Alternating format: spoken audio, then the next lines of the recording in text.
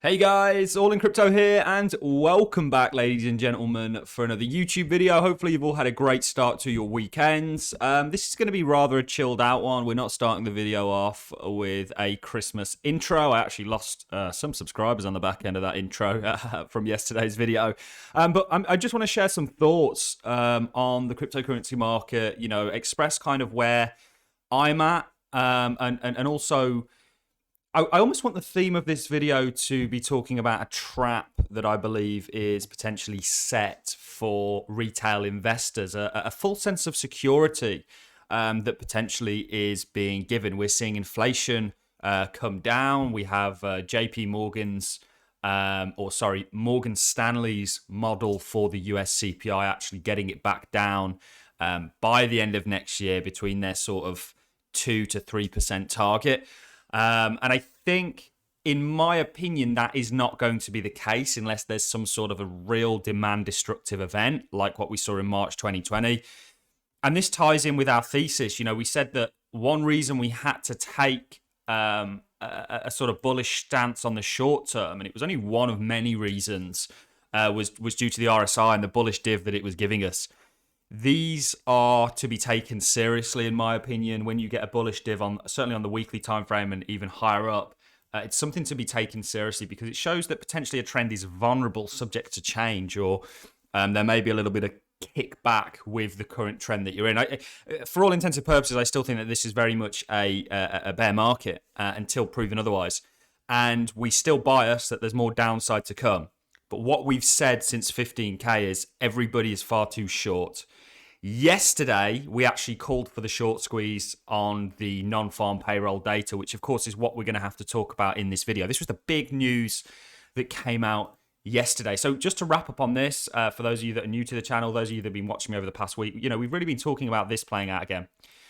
So the last time we had a bullish div or a form of a bullish div was actually on the... going into March 2020 before we had the capitulation. And I see very much similarities here. And this actually, when we were sort of down at 15, 16K, led me to think that maybe something similar is going to take place. I absolutely, and I'm not 100% confident on this, okay? Because I think one of the most important traits that a trader can have and an investor is humility, right? I have to constantly look at these markets with an element of humility in the sense that I could be wrong. And what you'll find with good and bad traders and good and bad investors is the good traders admit that they're wrong quickly and they deal with it. The bad traders are willing to go down with a ship that they made up in their imagination anyway. So that ship never really existed. So we have been calling for a lot of downside. We were very short here on this grind line. We even shorted and we're going to get into the news and a little bit of everything in just a second. So we were short this grind line, and this would actually be sort of potentially fit in with what I'm calling for here, in the sense that, maybe something like this takes place and you come back and you get that retest. We didn't really have much of a strong retest here after breaking this 150-day range. So I'm kind of expecting this. We were also very, very short. And bearing in mind, we're often contradictory traders in the sense that everybody else is doing the opposite. So we were short here. We'll drop down to the 1 hourly. Because I was wondering, what am I looking at here? We were actually also short on this grind line, certainly short at this period of very restrictive volatility. We spilt, and then we actually flipped long here. We got out of all our shorts and said, look, you're going to get a short squeeze. Every Tom, Dick, and Harry was coming out and saying that, things are about to fall, Bitcoin's going to zero, blah, blah, blah, blah, whatever it is. And we had a very nice retest here. But the retest didn't get strongly rejected. And there was support where there was support, okay? So this has led us to believe that we're looking for that upside. And we debated taking spot for the first time since really this downtrade began, longs. And then we had this spill here, which kind of made me think, okay, well, we've lost support. Let's not worry about the spot trade until we've decided to get back in. This was just a deviation of this support. This was caused by BlockFi. It was caused by actually the dollar spikes at this point.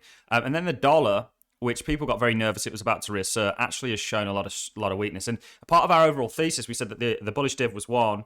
We also looked at the dollar. The dollar is the other side of this story and is very, very important to watch, certainly if you're trying to navigate where the markets are going or not going. I think the dollar is going to be a little bit weaker for a little bit longer than people expect. However, I would like to stress that the dollar, in my opinion, is going to reassert. And it has every reason to do so. However, it's had a extremely parabolic for FX terms rallies and is having a retracement from that. And this is still a retracement, in my opinion, that will look for support and, in my opinion, will reassert. And I think this is going to come on the back end of what we're talking about, which is probably going to look similar to the March 2020 schematic that we overlaid, where you do something like this and we come down for these lows. So I'm not calling for these lows down here, but I'm certainly calling for lower prices. Could be totally wrong, and the market will show us that. Right now, from a short term, over the next, we said last week we were going to give it maybe up to a 3 to 4 week period. That's my short term sort of time horizon. But we are going to, in my opinion, still very much to take this market short over the mid to long term. Very, very adamant about that. And I think right now things are being sort of set in, we're very much setting up a full sense of security. So we saw payroll and wages below past expectations, flying in the face of the Fed's rate hikes. So if we're still seeing growth in terms of the job market, that is kind of a barometer or a parameter that JP is using to continue to be very aggressive with his rate hikes. So this is something he'll certainly look at. He's also looking at inflation. We did a whole report and a kind of update on what Jerome had said. And markets are kind of expecting now a lot less aggressively priced interest rates, okay? Even though we all suffer from recency syndrome. And what we don't understand, I think, is that where interest rates currently are, I think, is very underpriced in terms of markets, right? I think that the sheer colossal damage that the interest rate where it currently is in terms of the liquidity vacuum that it causes is going to have far more of an effect than I think markets are pricing in. You know, markets are moved by money, liquidity, and liquidity is going to become very restricted as a result of this. And they're actually continuing to up them. Now, I'm going to do a full study and a report. I'm going to do it for my Patreons first on what happens when the Fed actually does pivot. Because everyone's looking for this pivot narrative, and we are too. And we've shown you this time and time again. But there are also some negative connotations with a pivot. And the reason being is because what happens when they pivot or have pivoted historically is there's been a reason for them to have to do so, which is typically quite catastrophic. Okay. 2019, also called the yield inversion, which then subsequently led to March 2020's crash. And people say, oh, that's just a coincidence. Well, this yield curve has accurately predicted a crash every single time thus far, and is going to do the same with the one that we've just had that we've not seen the fallout of just yet. So this number shot up massively. Let me give a few comments on why we're seeing such a strong job market. Well, it has a lot to do with the fact that everything was locked down over the past 2 years, and there are still, in many respects, reopenings in certain industries and also new industries that have been birthed out of the events that took place over the past 2 years. So this is really contributing. This was actually about 100,000 jobs over expectations. I feel like they almost shot quite low with it. And we've seen a jump up also in the wages. So this might also factor a little bit into inflation, which I think is going to stay persistently high. This is a multi-forecast view. Source JP Morgan on US CPI over the coming 12-month CPI fixings, their own in-house forecast, a BBJ forecast. Fixing markets seeing a move into 2 to 3% range. We'll see, but feels like conversations is moving forwards, moving from inflation to growth. So from an inflationary environment to a deflationary, depressionary environment, which I think we're going into. And if you look at how the stock market has acted in previous recessions, it's not done very well. And I think that we're only just getting into that recessionary period, which leads me to think that this rally is going to be nothing more than a huge trap. I see the most corny vest-wearing YouTubers out there all saying, look, don't worry, guys, the market's going lower. And I'm just like, ugh. Even though I think it will, the signal for me to go short, just like the signal for me to get the hell out of my shorts down here and go long was them saying this, you know, what they're saying now. So once we run it up, this is going to have people absolutely going, oh, maybe that was the bottom. You know, if FTX went down, what else could possibly happen? Blah, blah, blah, blah. And I think this is what's going to set the trap whilst we have good economic data. But the eventuality and the reality of the situation, ladies and gentlemen, is we are in a recession. It's going to be a rather harsh one, and it's going to have huge effects on liquidity going into markets. So until there's reason for us to suspect that a rally will be supported by the overall liquidity situation, we stay on the side of, we can look at money flows, we can look at whatever you want, that this market will eventually see lower prices until there's reasons for us to just not. Maybe we run up here, for example, bullish case potentially, we get a bit of a rejection, we sort of hover around these levels, and then we come back up. And then the Fed pivot, which may cause a drop in markets like it always has, and then we find that strength. And there's also a liquidity reason to suggest that we may continue to go up. Maybe that is a scenario, but we're not fussed about that right now until it's shown us that it's happened. Lots of people try and predict TA.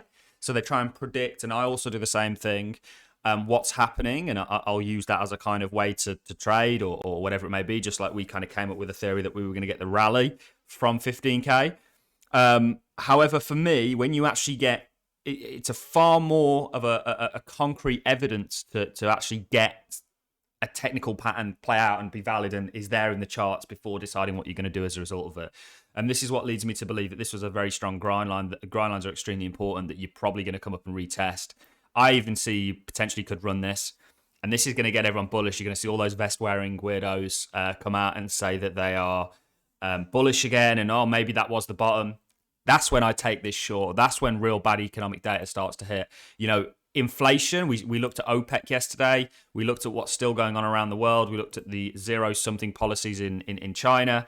And the overall monetary situation just doesn't, in my opinion, dictate. You know, the Fed with this job report really have their reason to put or a good reason to put their foot a little bit harder on the turkey's neck going forwards. So I really do think a trap is being set. I think the dollar will reassert. I think that markets, this is the yields. So this is also something to look at if you're looking at the dollar. Kind of leads the dollar market, actually the 10-year yield market, which you can see here.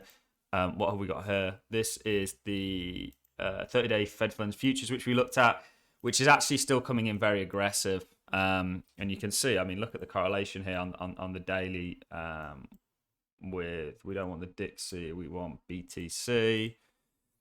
You know, I think that potentially we are lagging, and one thing that you will note here, other YouTubers don't do this kind of TA, by the way, guys, because they don't know what they're talking about. Can you see how you had this before you had this? You've had this, you get this pop-up, and then you have this. And we actually drew, and I've been drawing over the past couple of days, it's followed it beautifully. We actually used a bar pattern, even though bar patterns are not the best at predicting, but you can certainly look at previous structure that's played out and see if you think there's a good possibility of it playing out again. But we actually took, I think I did it on the 2 hourly, and we've been spot on about it. You know, this might be what we get before we get the downside. So let's just take this. So this is what we looked at yesterday, guys. And we looked at it actually over the past couple of days.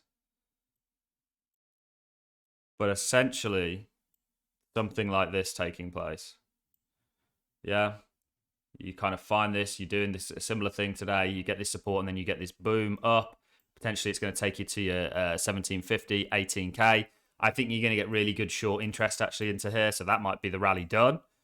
But we'll see what happens when we get there. Maybe we get like surprisingly lower CPI print, like we had a surprisingly higher inflation number in terms of job growth, and then maybe do something like this. We get one final stab. You know, this is, I'm looking for upside, but whether it's just topples out here, whether it's already topped out at this support, this sort of range high, you know, people will look to short this, but they've not had a great deal of success yet, as it's still holding support. You know, this is kind of very much the plays that I'm looking for moving forwards. But I think ultimately, you know, we're still very concrete and fixed on the fact that you've got problems coming down the road. The yield curve prediction still hasn't played out. I want to be out of the way for when that does happen, and we'll see. You know, how this economy, it's very uncharted waters. We never had this much debt with this kind of an interest rate. Very worrying. Anyway, all I'm going to say on that, guys, just some thoughts. Hopefully you've enjoyed it. If you guys can do me a massive favor and leave me a like, subscribe, and a comment as well, really helps me out with the algorithm. I will greatly appreciate it. and you will get a week's good luck as a result of it. I'm going to love and leave you on that note, guys. You enjoyed the content, like, always appreciate it. So, as a comment, see you in the next one.